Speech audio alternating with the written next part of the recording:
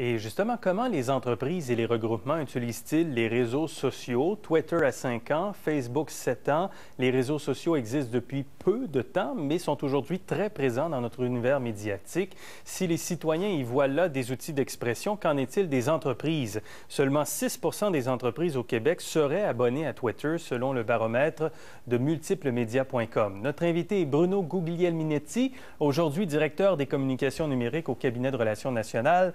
Bonsoir Bruno. Bonsoir. Re-bienvenue chez vous à Radio-Canada quand même. On est toujours très heureux de vous revoir ici. Twitter, les réseaux sociaux, qu'est-ce que c'est pour une entreprise en 2011, les réseaux sociaux? Qu'est-ce que ça représente? À quoi ça sert?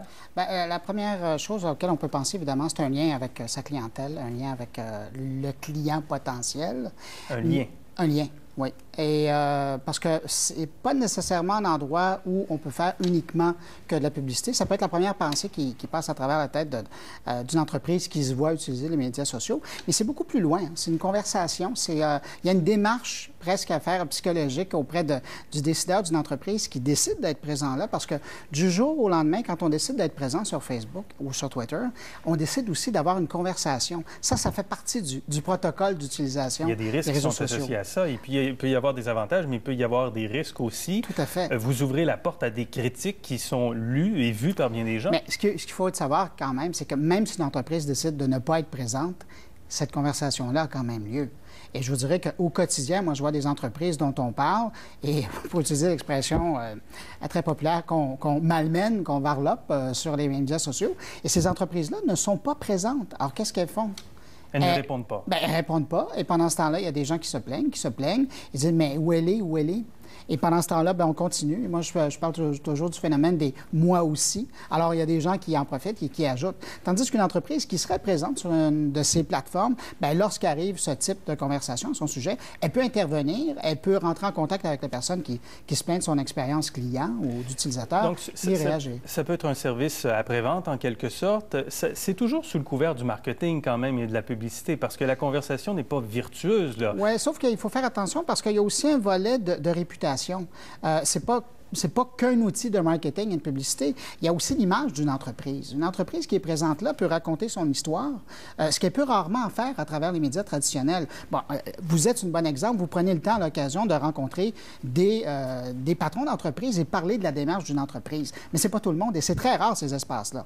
Alors, si une entreprise peut se permettre d'être sur un Facebook, avoir un blog, le blog du président, par exemple, ou du directeur général, et qui permet de raconter l'histoire d'une entreprise, des gestes qu'il porte au quotidien pour être plus présent dans une communauté, un retour sur l'investissement, un bon coup, un partenaire, bien ça, c'est le type d'histoire qu'on ne verra pas nécessairement dans les médias traditionnels et que les gens qui sont intéressés de suivre une marque pour différentes raisons pourront accéder là-dessus. Mais pourquoi quelqu'un à la maison suivrait une entreprise en particulier? C'est quoi son intérêt à suivre Gérald, cette entreprise? C'est fascinant parce que depuis le début de l'engouement pour Twitter, je vous dirais qu'il y a peut-être 2 ans, là, mais vraiment, la dernière année, c'était phénoménal, on se rend compte, sondage après sondage, que 49 ou 50, ça dépend du sondage qu'on regarde, des gens qui utilisent Twitter le font pour suivre des entreprises.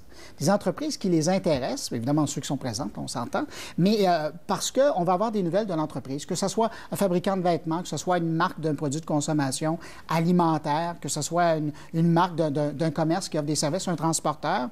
On veut connaître les rabais?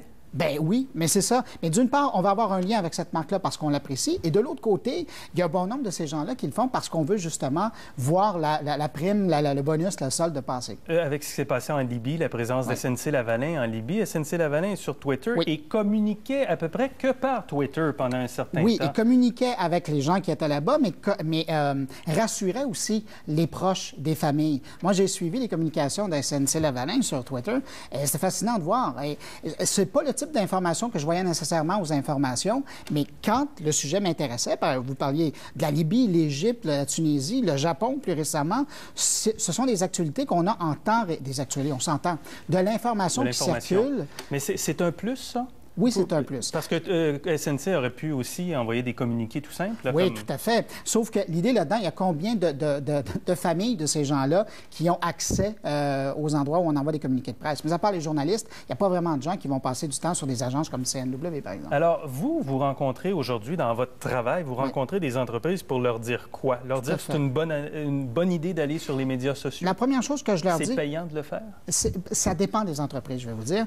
Mais d'abord, la première chose qu'il faut faire, il faut d'abord écouter pour voir ce qui se dit à notre sujet et par la suite décider si on a quelque chose à gagner d'être présent ou pas. Parce que certains types d'entreprises qui sont plus discrètes que d'autres ne voudront pas nécessairement être présents.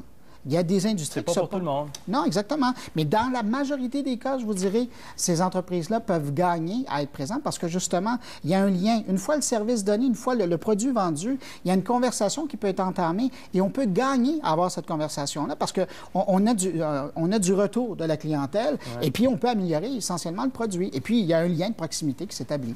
Très intéressant votre travail? Oui, j'adore ça. On ne vous reverra pas bientôt à Radio-Canada. Si vous m'invitez, je vais accepter l'invitation. Merci Bruno. Merci beaucoup. Au revoir. Et si vous avez des commentaires, vous pouvez aller... on peut tweeter ensemble si vous le voulez, parce que je suis moi-même sur Twitter, mais écrivez-moi avec un bon vieux courriel rdi-économie@radiocanada.ca. Dans un instant, c'est 24 heures en 60 minutes avec Anne-Marie Dussault. Si vous nous suivez en rediffusion, c'est le National avec Geneviève Rasselin. Bonne soirée, à demain.